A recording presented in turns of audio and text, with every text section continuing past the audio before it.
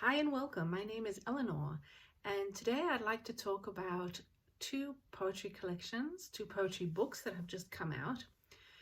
One of them just won the Pulitzer Prize. It's by a well-established poet called Diane Seuss, and her book is called Sonnets. And the other book is also another brand new book from an established poet, also American, Ada Limon, and that book is titled The Hurting Kind.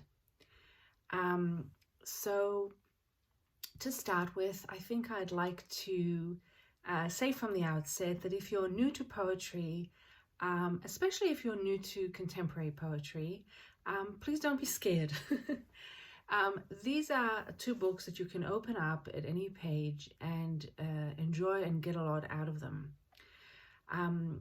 It's taken me a while to come around to this kind of poetry. I started loving poetry in an unusual way because I discovered about 9 years ago that poetry can be very difficult, and I liked the difficulty of it.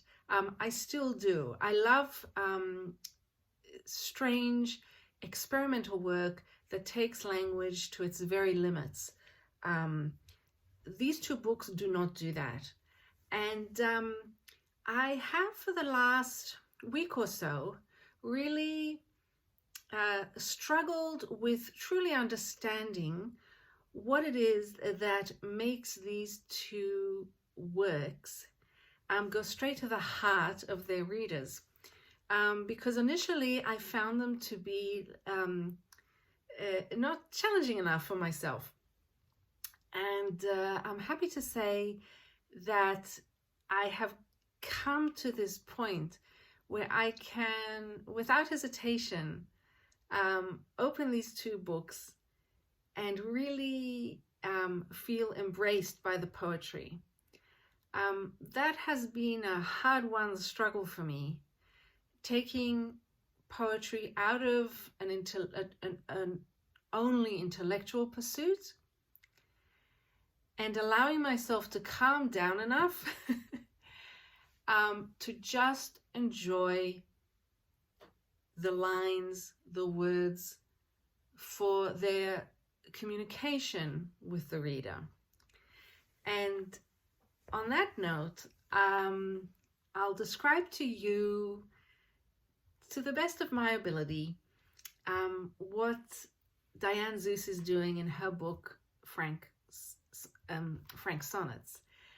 It's a book of 127 sonnets, but don't be scared by the sonnets. It really only means that they're 14 lines. This is not a formal book of prosody where strict rules of rhyme and meter are adhered to. The idea of writing in sonnets is actually very clever, because what Seuss has done is written a memoir. She calls it her cinematic memoir in sonnets. And it has allowed her to encapsulate certain memories and experiences she had from the time she was a very young girl to the present moment, through the form of only 14 lines for each moment. And through that constraint, she actually at one point mentions that she feels that the constraint of the sonnet is similar to the constraint of poverty. You do a lot within that constraint. And she herself went through, she had a hard life, and yet filled with art and poetry and love and beauty. And all of that is encapsulated in her poems. It's a large book. That's a lot of sonnets. If you have an e-reader, I recommend that you download it. I found that it's a lovely book to have on my Kobo when I'm out and about in a cafe or waiting in a doctor's room or, anything like that. You just can pick up a sonnet. They're not in chronological order from birth to the present moment as a memoir. They are presented as they were written. At least that's how she herself, Diane Seuss, has described it. And that's also very interesting. Her life has been interesting in many different ways, and I find it, because it's such a different life to mine, it's absolutely fascinating. It's hard to read about the hardships she's had, but there's nothing, I wouldn't say that it's not a book that discusses trauma per se.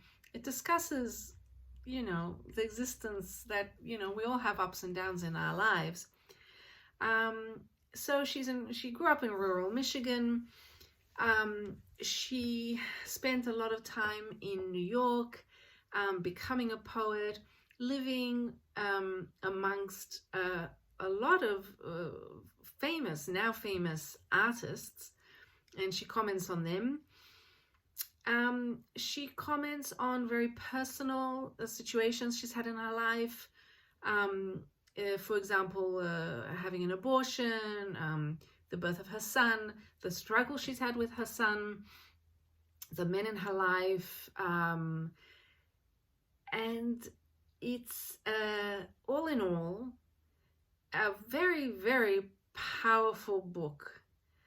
And the more I read the sonnets, the more attracted I was to this world that she's presenting and the way she presents it. And also the more I realized that even though they may seem to be very simply written, they actually have such form, such structure, that only a very talented and very experienced poet would be able to write with such a punch. So I thought I'd read a couple that are my favorite. They range in tone. So, if you don't like these two, please don't be put off. I do highly, highly recommend this Pulitzer Prize winning book. So first I'm going to just put on the screen, and hopefully it will come out if I go here to the side. The first sonnet I'd like to read is about her, a discussion she remembers that she's had with her friend Kurt, who actually happens to be Kurt Rode, who is a musician, a composer, a professor of music. So what is it you feel, I asked Kurt, when you listen to Ravel's string quartet in F major? His face was so lit up, and I wondered. The music is unlike the world I live or think in. It's from somewhere else, unfamiliar and unknown. Not because it is relevant to the familiar and comfortable, but because it brings me to that place that I didn't or couldn't imagine existed. And sometimes that unfamiliar place is closer to my world than I realize. And sometimes it's endlessly distant. That's what he wrote in an email when I asked him to remind me what he'd said earlier, off the cuff. I don't recall exactly what I said, he began, a sentence written in iambic pentameter. And then the rest. Later he spoke of two of his brothers who died as children, leukemia and fire. His face soft. I'm listening to Ravel now. It's irrelevancy. There's just so much in this poem. I absolutely love it. I should mention that, iambic pentameter, don't be put off. All it means is it's a rhythm. Da-dum, da-dum, da-dum, da-dum, da-dum.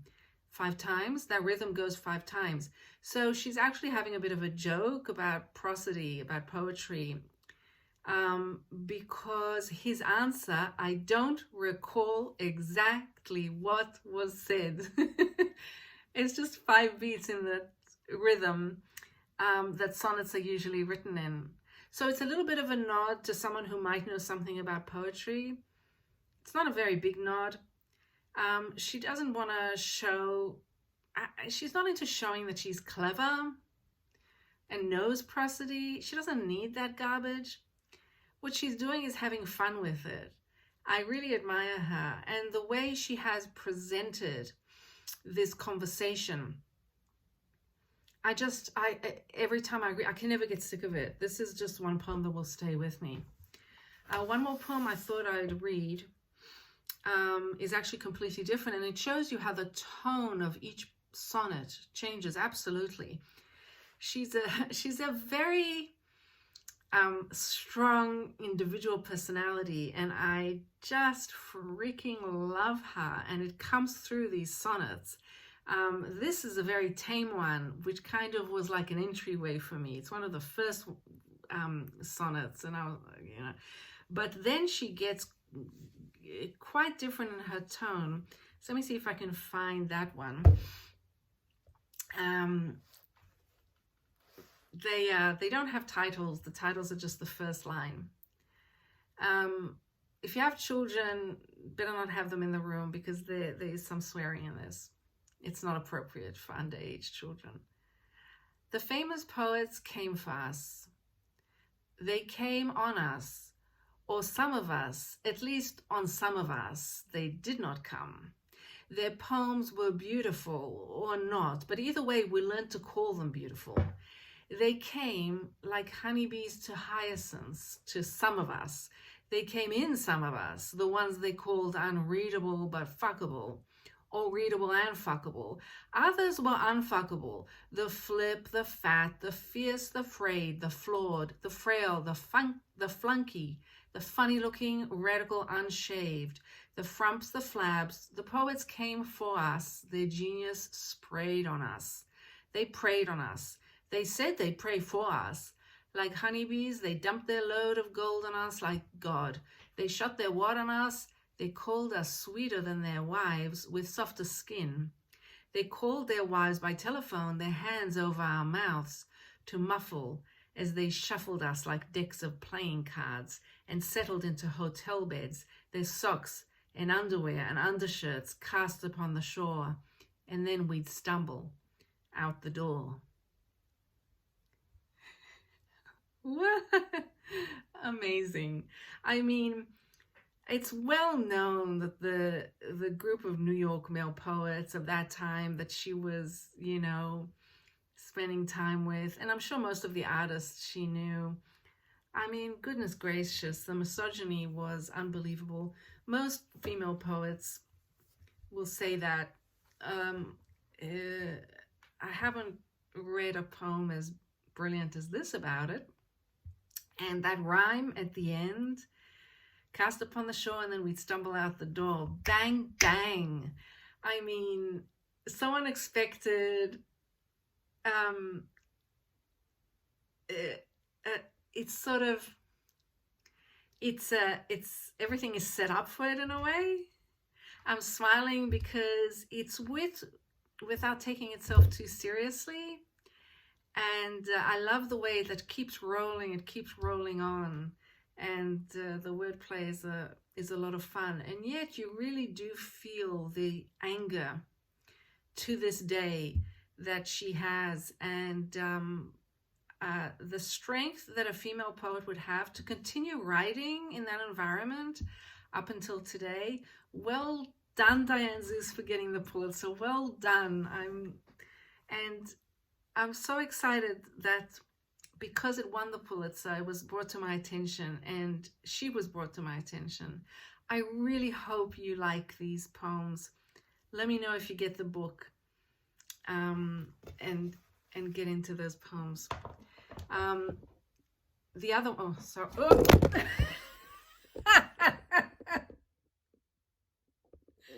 Okay then. Well, okay. As you can see, got myself a tripod. Got myself a light too. Not sure how it's working. And now I'd like to talk about Ada Limon. Ada Limon, not her first book. She's written many books. She's very well known. She's much loved. It's my first time reading her. I've come across her work. I was never, again, you know, I'm into crazy experimental stuff. So I never really got into her, but here's this book. It's called The Hurting Kind. It's just come out. It's got rave reviews. I mean, look it up. Podcasts, all the biggest newspapers and journals are raving about it. Okay. Again, I downloaded it on my Kobo.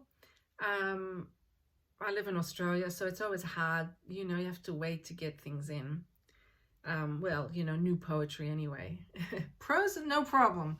Poetry, somehow, very difficult. Wow. I've really gotten to love Ada Limon's world. And I am shocked at myself. I am shocked. Because for someone who comes from difficult poetry, this is the very opposite. This is the very opposite of difficult poetry. This is poetry that opens its arms and welcomes you into the page. It almost felt like I was almost confused in the sense that it was too easy. It was too relaxing. I felt too good. It is a it's a book of poems that is divided into seasons, although each set of poems doesn't really seem to be about that season. Perhaps it's perhaps like Diane Seuss, I'm not sure, but it's just that's just the way she wrote it. These are the poems I wrote in spring. You know, they're not necessarily about spring. She writes about flora and fauna in a unique way, an Ada Limon style. It's not sentimental. It's not the usual metaphors you find, but it's so welcoming and so full of joy and wonder, but not in an over-sentimental way, that you almost don't notice what's happening. She starts off the book with a poem that talks about how she's going into her garden and she thinks she sees the cat who's coming to prey on the robin's nest. And instead, it's actually a groundhog who's eating her unripened tomatoes. And she just gets such joy from watching this groundhog eat her tomatoes. And I never would have believed it. This hardened poetry reader here who used to snub her nose at poetry that was too obvious and too personal. Here I was smiling and enjoying the first poem, and it just takes off from there. So I thought I'd read a couple of her poems to give you an idea. One of them it gives you an idea of what she does with when she's discussing birds and trees. And then the second poem I'd like to read is one of the very few more abstract poems and in the book, and which I immediately gravitate towards.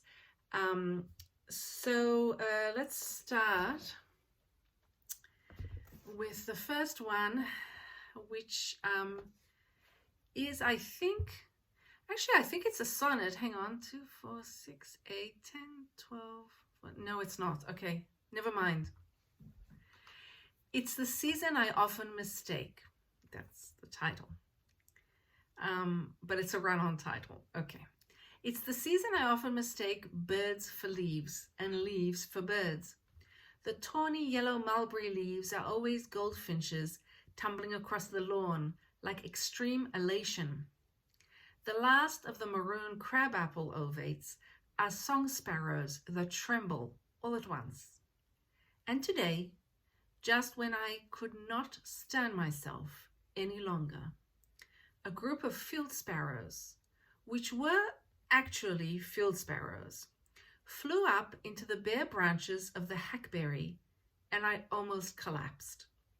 Leaves reattaching themselves to the tree like a strong spell for reversal. What else did I expect? What good is accuracy amidst the perpetual scattering that unspools the world? I can see it in my mind's eye, that backwards motion. Seems so easy, deceptively simple. It's not simple. It's deceptively simple, easy to mock, not easy to write, and spectacularly enjoyable to read. On that note, I'd like to read this very short, more abstract poem that is actually in a much earlier part of the book. And it was only when I was gathering my thoughts that I realized that the spooling is here as well in this abstract poem. It's called Swear on It. Loosen the thin threads spooling in the rafters, invisible nests in night's green offerings. Divide and then divide again. American linden looming over the streetlights. So much taller is the tree. So much taller is the tree. Can I just say the music of this poem is so comforting to me. I can't quite figure it out. I'm going to have to really read through it and see how did she do it, because her technique is hidden. But damn if I don't love this poem. Do I know exactly what it's about? No, that's what I love. It's one of her only poems that I don't know exactly what it's about. Don't be scared. Most of her poems are very, very obvious and very, very enjoyable. Almost to the point of being too obvious, but that's a personal preference. Okay.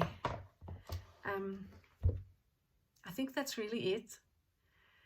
I hope that you enjoyed this foray into contemporary poetry. Please, I don't want to beg, but please put a comment. Please put a nice comment in. If you enjoyed one of these poems maybe, or if you later go to these books and enjoy them, or if you maybe don't like this poetry but you really like a specific other contemporary poet. I'm really into looking at contemporary poets these days. Please put a comment in. It'll give me a boost because I'm feeling a little isolated at the moment. Thank you very much. Please remember that the only real property is the property of the mind. From my house of possibility to yours, good night.